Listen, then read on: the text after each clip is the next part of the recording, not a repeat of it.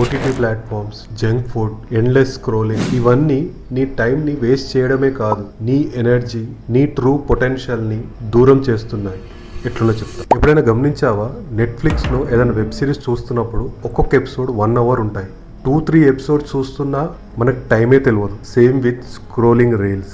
ఒకటి రెండు చూద్దాం అనుకొని ఒక గంట సేపు స్క్రోల్ చేస్తాం. ఇట్లా ఎందుకైతుందో తెలుసా?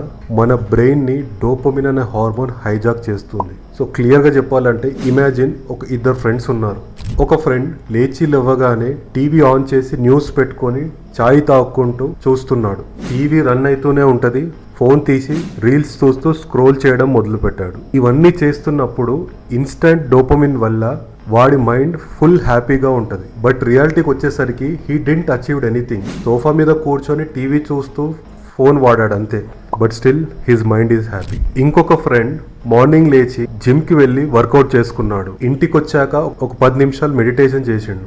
దాని తర్వాత వాడికి హెల్ప్ అయ్యే ఏదో ఒక స్కిల్ నేర్చుకుంటున్నాడు. డైలీ ఇట్లా సెల్ఫ్ ఇంప్రూవ్డ్ రొటీన్ ఫాలో అవుతున్నాడు. వీడికి instant high or instant dopamine రాదు, కానీ ఒక 5 years తర్వాత he will be successful than his friend. Brother, ఒకటి గుర్తుపెట్టుకో, ఏదైనా సరే నీ ఎఫర్ట్స్ లేనిదే నిన్ను హ్యాపీ చేస్తుంది అంటే నీ మైండ్ని వీక్ చేస్తుందని అర్థం. లైఫ్ అనేది ప్లే గ్రౌండ్ కాదు, battleground. You either control your habits or your habits will control you.